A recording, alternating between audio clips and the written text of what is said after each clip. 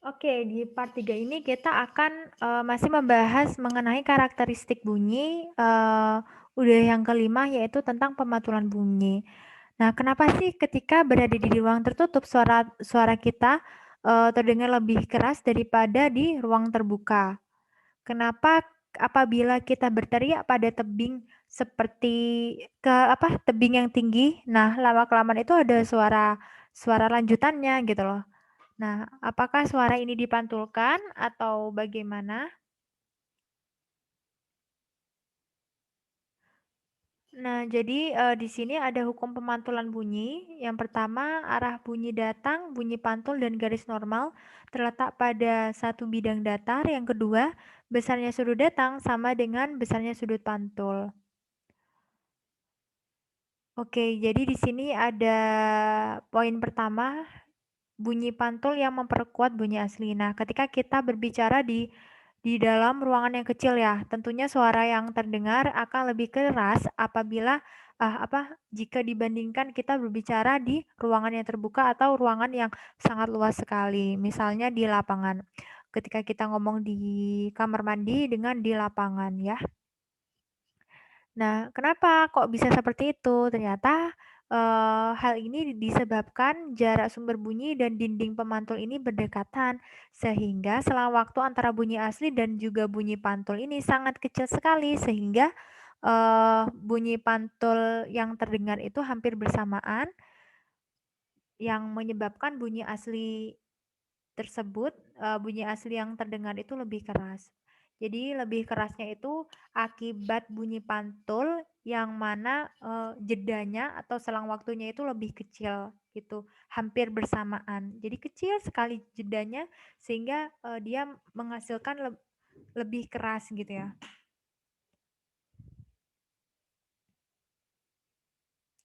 Kemudian ada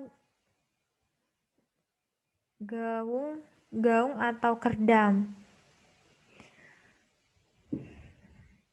Nah, ketika kita mengucapkan suatu kata dalam ruang gedung yang luas, nah, kita pendengar yang jauh di sana pasti mendengarnya itu kurang jelas gitu ya. Atau ketika kita pembelajaran luring ya, yang menggunakan masker itu kan kayak, "Hah, apa?" gitu. Kayak nggak jelas gimana gitu ya. Nah, kenapa sih, hal tersebut bisa terjadi? Nah, bunyi yang nggak jelas itu disebut sebagai gaung atau kerdam. Contohnya ketika kita, mengucapkan kata-kata fisika ya, bunyi asli fisika, bunyi pantul, titik-titik itu maksudnya jedanya gitu ya. Jadi bunyi V-nya itu pada saat kita ngomong si, kemudian bunyi si-nya pada saat kita ngomong K gitu. Nah, sehingga karena ada beberapa kata yang bersamaan ketika kita ngomong gitu. Nah, yang terakhir itu hanya terdengar K-nya. Hah? Kah? Apa kah? Gitu ya. Kemudian atau enggak ini, oh iya ini. Kedengarannya V sama K. Apa Vika? Namaku bukan Vika. Oke. Nah, jadi gaung atau kerdam ini merupakan bunyi pantul yang sebagian bunyinya itu terdengar bersama-sama dengan bunyi asli, sehingga bunyi asli ini eh, terdengarnya kurang jelas ya, atau tidak jelas. Nah, bagaimana sih cara menghindari supaya tidak ada gaung seperti itu, atau supaya tidak ada kerdam gitu ya? Nah, cara untuk menghindari terjadinya gaung atau kerdam, kita bisa melapisi dinding ruangan yang besar itu dengan peredam suara gitu. Nah, peredam suara ini bisa terbuat dari bahan karet busa, ada karton tebal, karpet, kemudian bahan-bahan yang lain yang sifatnya itu lunak gitu. Nah, biasanya, kita bisa menjumpai bahan-bahan tersebut di ini ya, di bioskop atau studio TV atau radio, kemudian aula atau studio rekaman dan lain sebagainya. Kemudian yang terakhir ada gema. Nah, Di sini mungkin ada yang suka ini ya, mendaki gunung, melewati lembah, gitu. Nah, ketika kita mendaki ke lereng gunung, terus kemudian kita teriak-teriak nggak jelas gitu, atau enggak kalau kalian nggak suka ke gunung, kalian pernah ke lapangan terbuka dan mencoba untuk berteriak gitu ya, maka kita akan mendengar bunyi pantul yang sama persis sama dengan bunyi asli atau bunyi yang kita ucapkan seperti itu.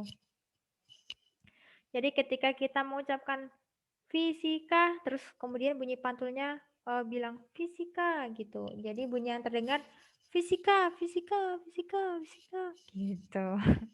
Nah, hal ini disebabkan karena bunyi yang datang ke dinding tebing dan bunyi yang dipantulkannya itu butuh waktu untuk merambat sehingga eh, menyebabkan ada dua bunyi yang terdengar gitu ya. Kadang bisa lebih, nggak hanya dua ya. Jadi eksperimen ini atau apa ya, simulasi ini itu dinamakan gema. Jadi gema itu merupakan bunyi pantul yang terdengar sesudah bunyi aslinya. Kemudian ada mekanisme pendengaran. Jadi ada telinga. Bagaimana sih caranya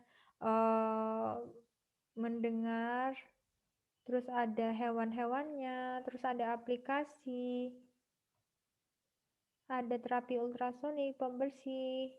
Nah, ini akan dibahas di pertemuan selanjutnya ya. Jadi pertemuan sekarang cukup sampai di sini saja.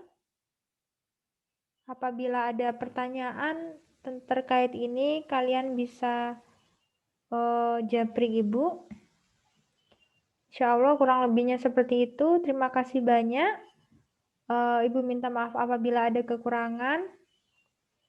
Semangat selalu belajarnya. Dan jangan lupa berdoa, minta sama Allah untuk selalu dimudahkan. Terima kasih. Wassalamualaikum warahmatullahi wabarakatuh.